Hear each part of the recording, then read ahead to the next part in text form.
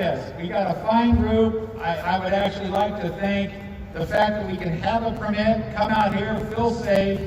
The media, let me tell you, this message needs to be heard, not only here in California, but all over the country. And we're going to have a fine group of speakers right now, and I'm going to turn the mic over to one of my good friends, Spike Cohen, and he's going to give us a little bit what he's thinking for a few minutes. Thank you. Thank you.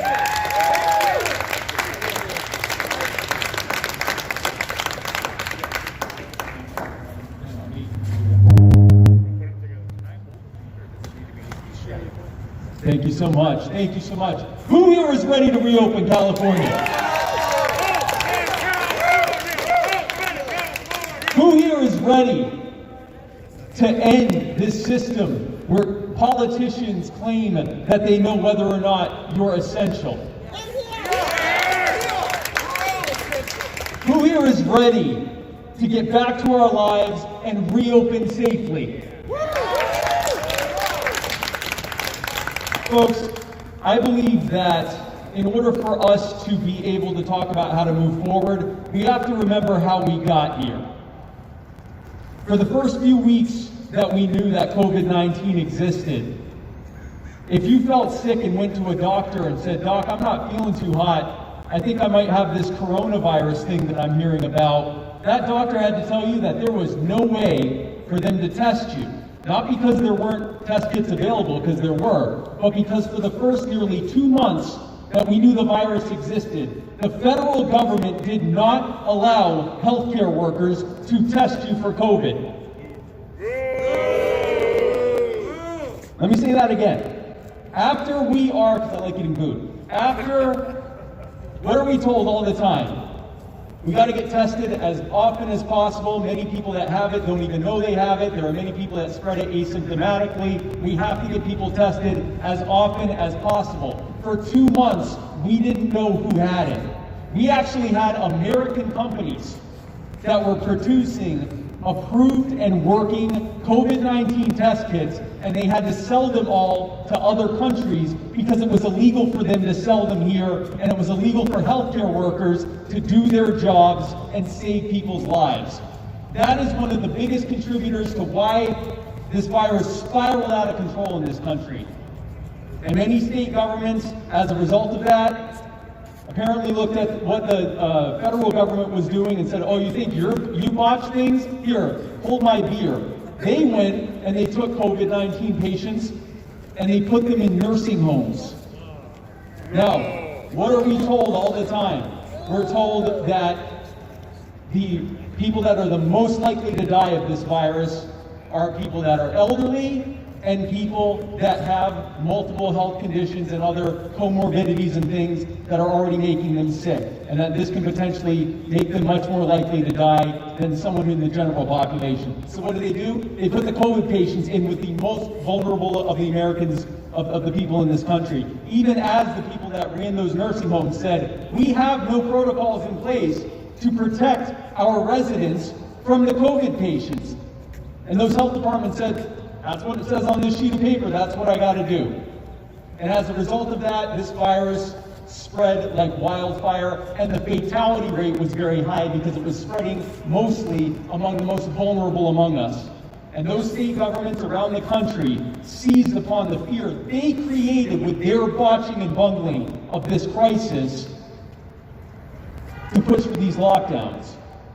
Now, this started, of course, with 14 days to slow the spread. And we're in, what, day number 315, 316? Because 14 days to slow the spread at some point turned into everyone stay home until further notice until we eradicate all disease.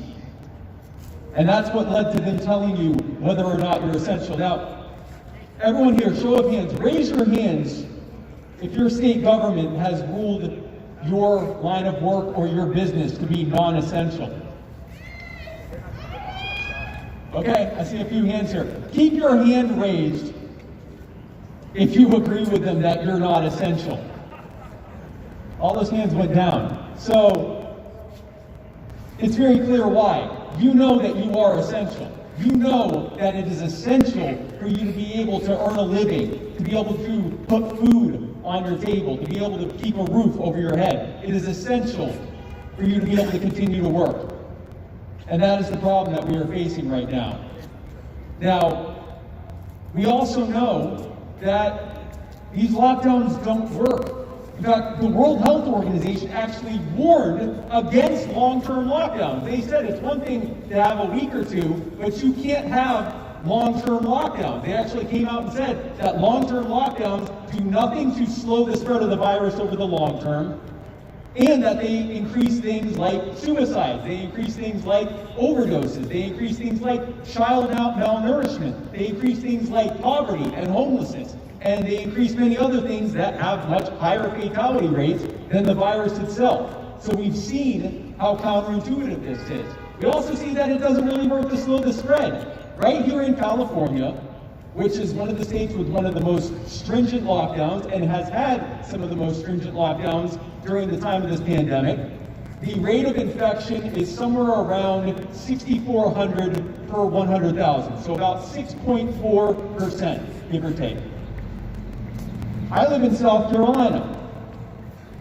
I usually get applauded when I say that, but that's fine. I live in South Carolina. In South Carolina, we had pretty much no lockdowns at all, and our rate of infection is roughly 6.4%. Now, some people say, yeah, but your state's a lot different than California. That's true. Florida is very similar to California in climate, in population density, in general economic layout, and in all the different ways that you would judge a large population in a state. And their rate, and they did have lockdowns initially, but they ended up getting rid of them and have not resumed them. Their rate of infection is about 6.4%.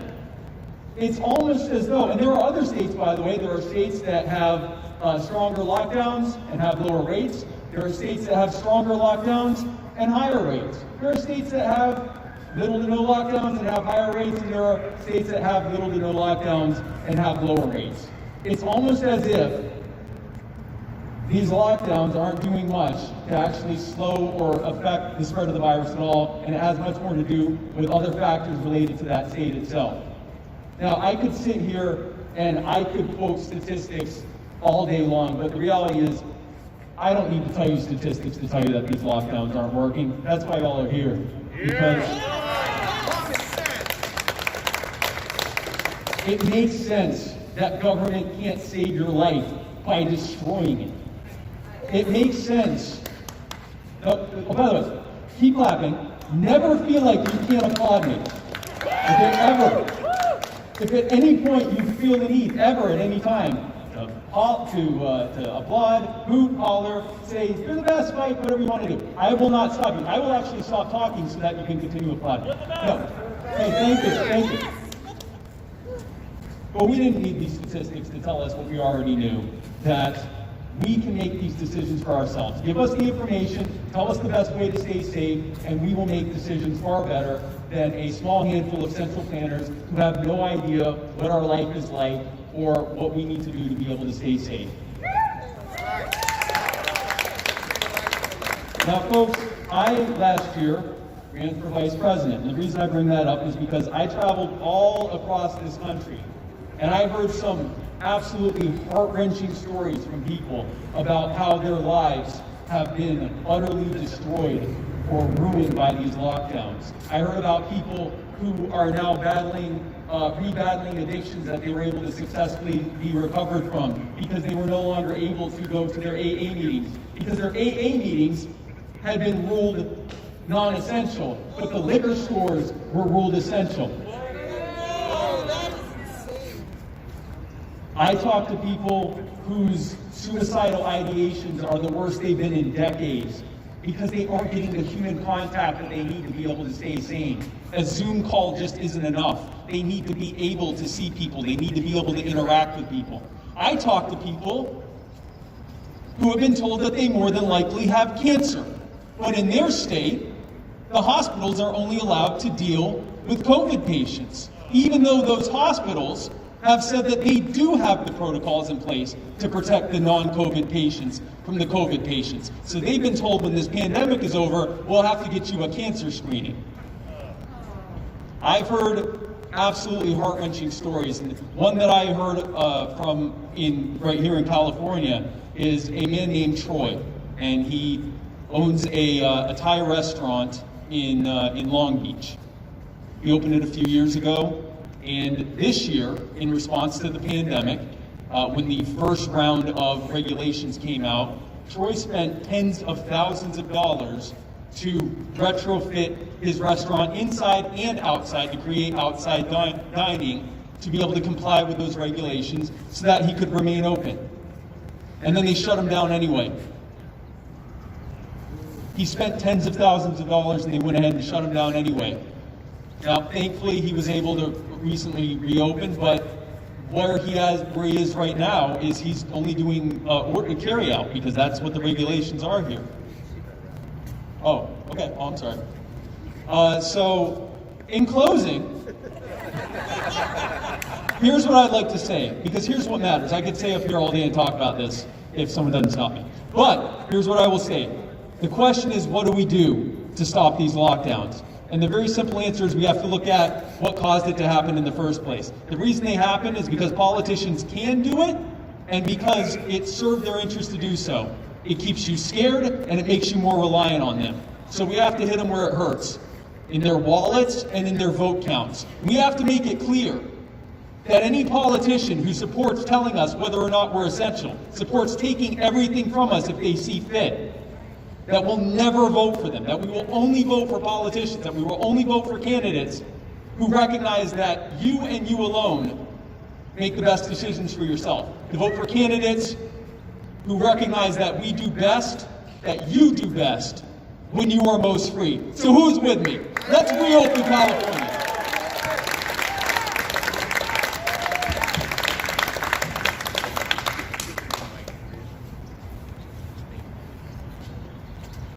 Hi, everyone.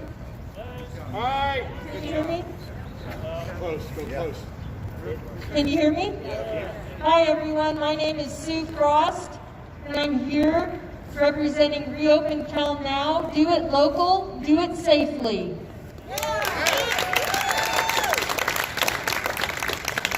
And I want you to know that, this weekend we held a conference in an open forum in a 44,000 square foot open arena in Murrieta, California, where we had policymakers who came from all over California to listen to epidemiologists, medical people, clinical researchers, law enforcement, constitutional law. We talked about economics. We're talking about everything that has to do with the impacts of COVID itself and the COVID lockdown. We feel that it's our responsibility as elected representatives to do our due diligence to represent our communities. That's what we got elected to do. I want you to know that this is nonpartisan. This is not about anything but trying to figure out how to put our children back in school, putting our entrepreneurs back in business, sending people back to their jobs, and keeping the quality of life in our communities. If you're a veteran, you understand the veteran credo. I think it's called credo, but they have a credo, and at the very end of their credo, it says they're fighting to protect our way of life. And our way of life has been decimated with the COVID lockdowns. And so I want to recognize all these policymakers standing behind me, and business leaders and concerned community members that were willing to be involved and engaged and in the know, who are watching what's going on, and they're watching to see if their politicians walk and if their talk and their walk match. And what we need now is to search under every rock, in every corner, for every bit of information. And we need to put our heads together as Californians and figure out what is a safe way that we can open quickly. We have to reopen California, open it now, open it locally, and do it safely. And that's what we're looking for.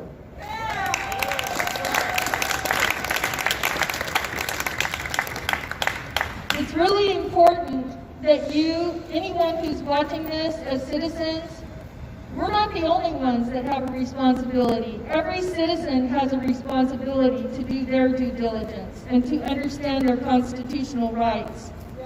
And yes. So right now, I guess what we're advocating for today, we're advocating to reopen California, but we're also saying we need information, we need data. We need to know that the decisions we're making are based on looking at all the data, not just one set of someone's opinion somewhere, but all the data, so we can be making those right decisions. Before I end, I just want to say what drove me here. First of all, I've never done a protest before, so this is the first. It's a bucket list thing for me. And I'm a little bit shy, so I can't believe I'm here. But what I want you to know, what brought me here, is I have businesses in my district, and it's not the big businesses like Walmart and Lowe's and the essential big ones. It's the little guy that's being crushed by these lockdowns. It's the small businesses that make up 70 or 80% of our economy. And I want you to be aware that if you cut off production and you close down jobs, and at the same time you borrow trillions of dollars against national debt, you are borrowing against our children's future, and that is taxpayer debt. It's not money that you're just being handed. Don't think of it as money that's like, it's called the CARES Act, but it's your money. It's taxpayer dollars that has to be paid back. So somewhere along the way, we have to reconcile our decisions as policymakers, and I think we should be prudent in the way we manage taxpayer dollars, and I think we should be sensitive to the entrepreneurs in our society. We need to do everything we can to help these families get back to a normal quality of life in America and in our communities. So I hope you will join our effort. You can sign up for our newsletter. If you have a representative that you respect, ask them to join our effort. This is nonpartisan. Go to reopencalnow.com. You can sign up, and you can also watch our video live stream. You can sign up for that for free and watch it from the comfort of your home, and you can be informed as well, and you can find the information that we're going to be seeking. And to end, I just want to say, this is not an event. It's not a one-off protest. It's a movement, and it's beginning now, and I'm inviting you to join us.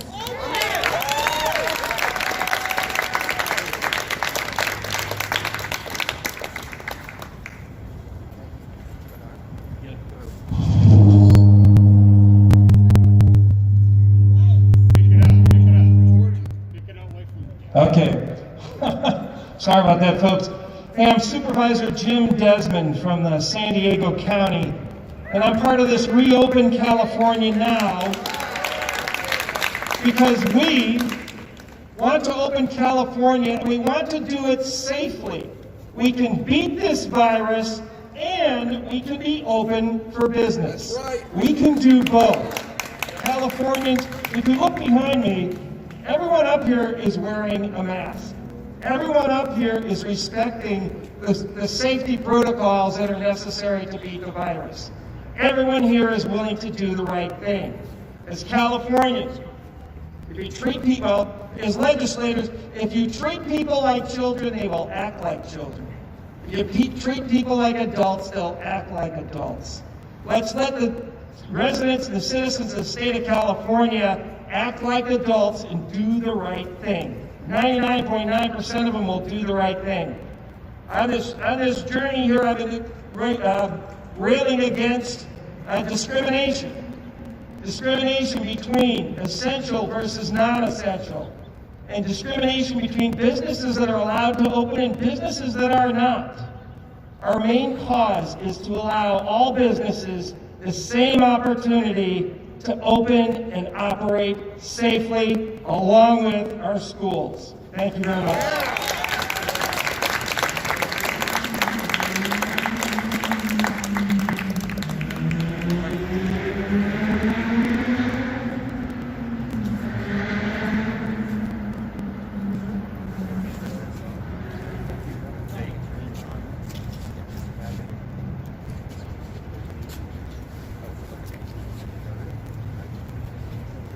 Hello, everybody. My name is Tom Patty. I'm a county supervisor in San Joaquin, very close by. I'm proud to represent my district and stand here before you. I want to make a couple of acknowledgments. First off, the law enforcement, our highway patrol and the Sacramento police, those that are working here on behalf of us, and thank you. I'd next like to recognize all of you over there gathered by the barricades, your support. If you're in favor of staying open, if you're in favor of staying closed, we work for you.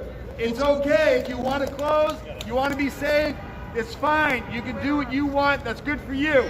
If you want... Just keep on talking. Talk loud. Don't get you nowhere. Testing. Doesn't work. Your microphone, please.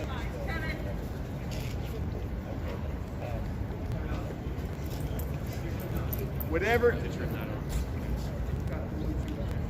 Testing. Whatever. There we go. Whatever your safety protocol is, we support that. When the governor went to a restaurant with friends, we support that. That restaurant is there to serve people. They did it safely, and he made a judgment call, and we support that just like we support local businesses opening up. I'm a business owner. I pay taxes. This building behind us and every employee inside of it works for us taxpayers. Interestingly, not one government agency has had a shutdown or a layoff. Everybody is still employed by the taxpayer. Now, unless the taxpayer is given the freedom and opportunity to run their business and pay their taxes, we elected people will not have the revenue for the services needed for those that are most at risk, those that most need support, those that need to go to school, those that need social services, those that need child protective services. Every service that's administered by the government is supported by the taxpayer. We must support those taxpayers. As a county supervisor in San Joaquin County, I made sure we opened up golf courses. It employed hundreds and hundreds of people, and they were able to keep their jobs and keep those facilities operating with outdoor sports. Now, in my county, in San Joaquin, we have a business owner here, two business owners, Dino and Vicky Ballin. They have launched a lawsuit against the state for shutting down hair salons, and I'm going to have them come up here and talk and share with you their efforts as taxpayers to help support their families, to help support their community, and help support everybody in this great state of ours, because none of it will happen without the taxpayer being allowed to operate their business. So, ladies and gentlemen, I've got Dino and Vicky Ballin. Thank you very much.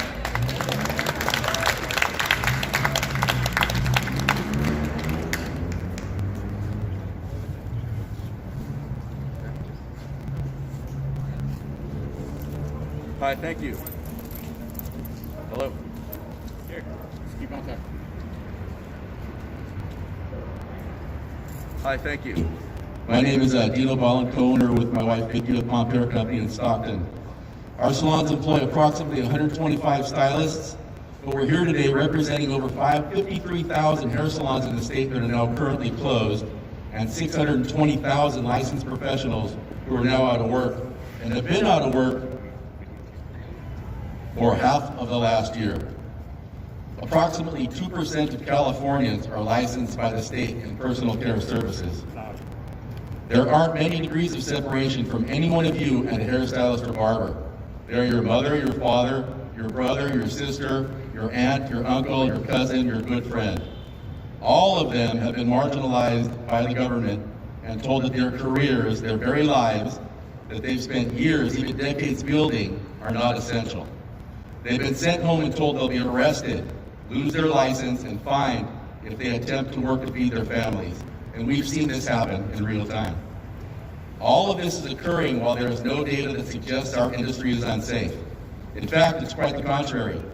We are now 9 months into this pandemic, and there are piles of data, mountains of data, and all of it supports our position that we should be open. The data suggests that hair salons and personal care are among the safest of industries in existence. For example, according to data released by New York State, the infection rate attributed to all of personal care, that's cosmetology, barbering, nail techs, massage, aesthetics, and more, the rate for all of personal care is only 0.14%, 1/10 of 1%. And if we were to attribute half of that number to hair salons, that infection rate for salons would be about 0.07%, 7/100ths of 1%. That number is almost zero. Speaking of zero, on Tuesday, January 5th, only a few days ago, San Joaquin County Health Officer Maggie Park spoke at a County Board of Supervisors meeting. There, she was asked about outbreaks.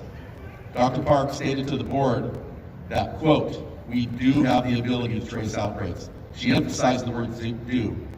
She then said the list of outbreaks occurring in businesses in San Joaquin County had grown very, very long and was currently well over 200. She was then asked by Supervisor ReOpen how many outbreaks occurred at salons. Dr. Park replied, 0. No outbreaks at salons. There has not been one outbreak at a hair salon in San Joaquin County, yet we are closed. We follow the CDC guidelines. We followed OSHA guidelines. We've implemented all required safety protocols and then some. Our industry has been responsible and we protected the public health and safety. And that's been proven again and again and again by every study and all of the data. So my question is, if we aren't allowed to work with a near perfect safety record, when can we work? Are we supposed to achieve an infection rate that's less than 0? We're told also that closing non-essential business is done primarily to keep people home. Again, 9 months into this, we know that people don't stay home. For proof of that, you only need to go to your local mall, Walmart, or Lowe's. And do we really want people staying at home anyway, where they mingle with friends and family in a closed environment? Again, 9 months into this, we know that 3/4 of all infections occur in your own home and in your own private gatherings. We've had 9 months to study the policies of lockdowns, and we've seen that these policies only lead to the world's highest infection rate while simultaneously destroying economies, families, and small businesses. I would simply ask leadership to dig deep, find some courage and strength, and do the right thing and join the other 49 states in opening up businesses and putting people back to work safely. Open up California now. Thank you.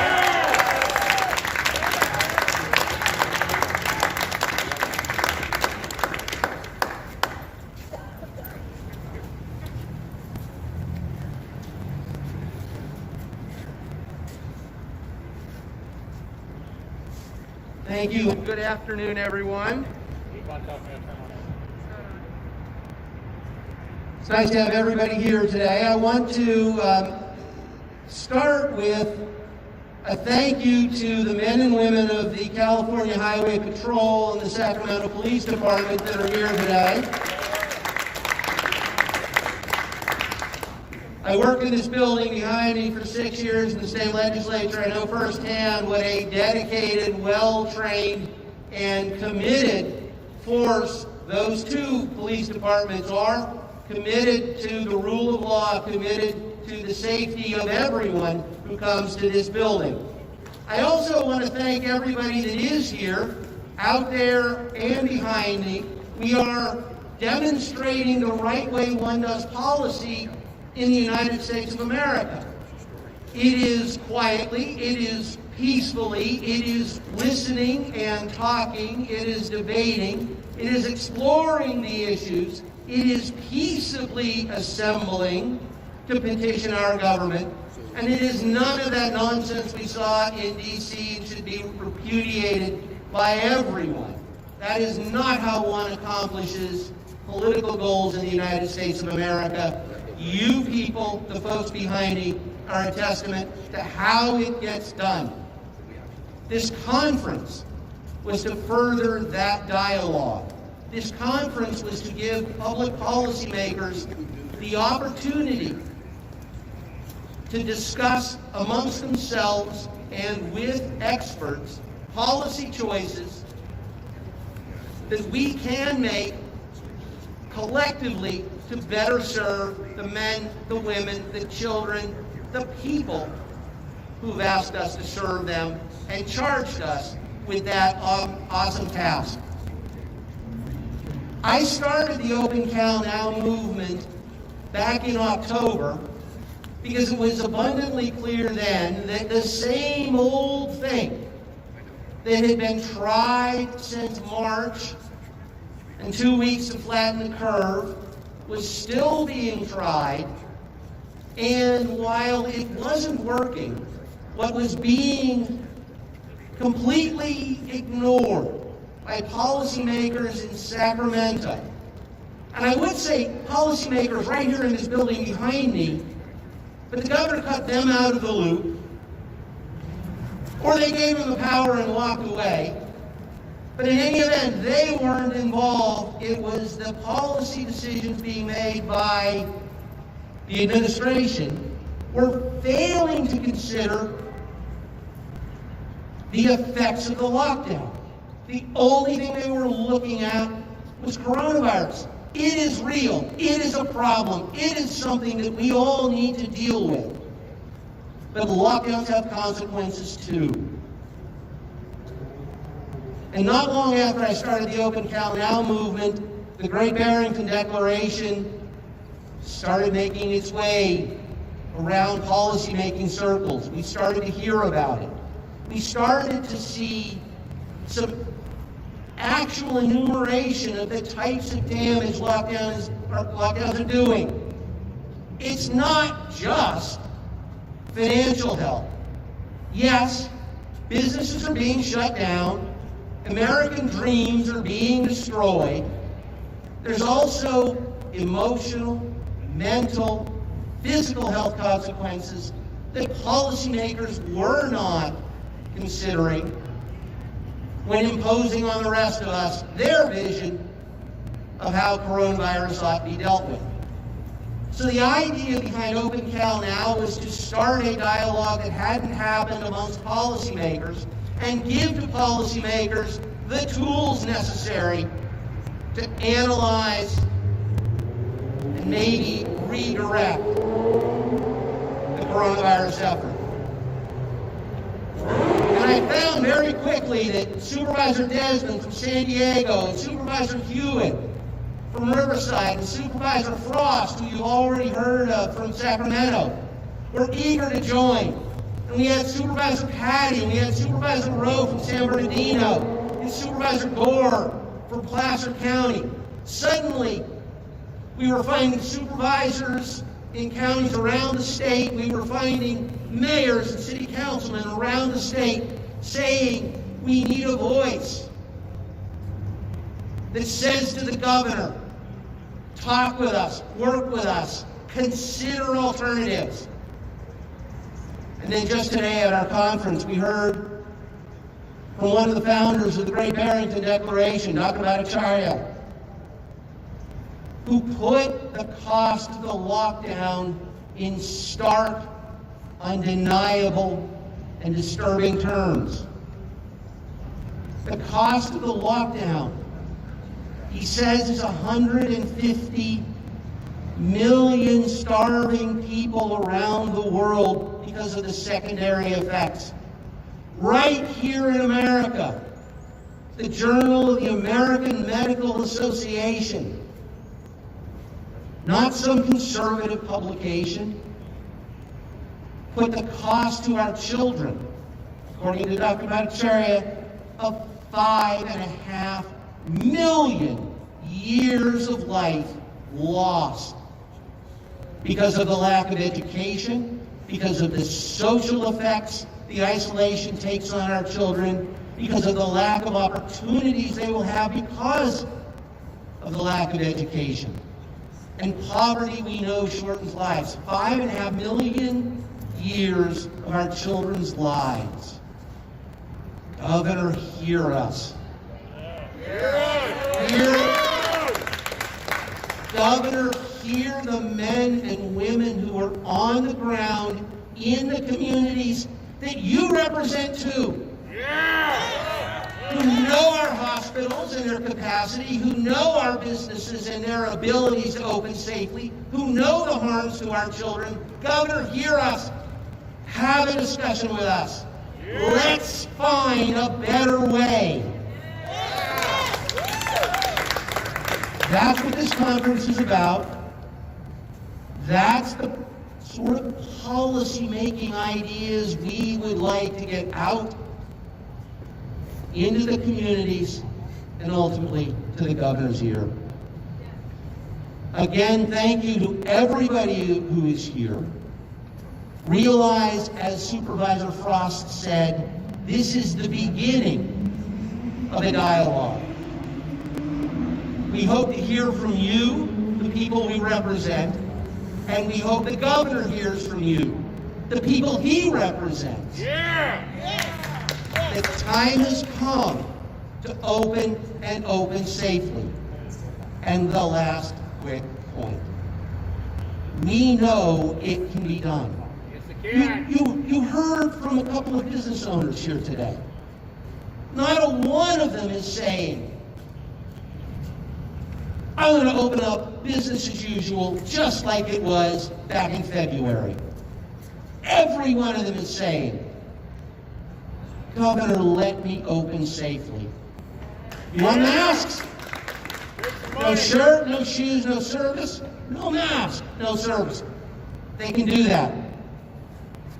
You want distancing? They can do that. You want to make sure that there's increased hand washing? They can do that. They want to do that. Governor, trust the people to do that.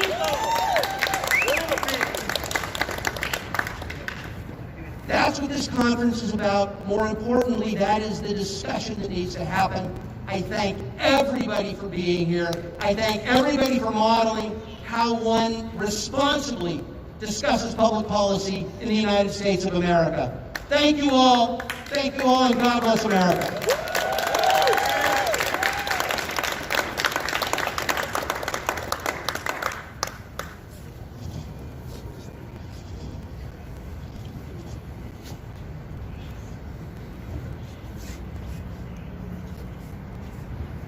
All right, thank you all. A quick housekeeping detail. If you're inside the gates here, you go back out the way you came.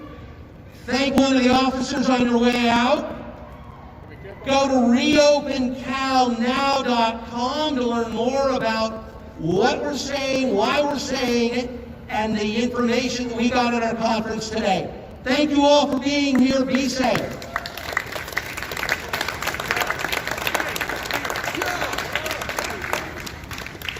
Thank you all. Thank you, guys.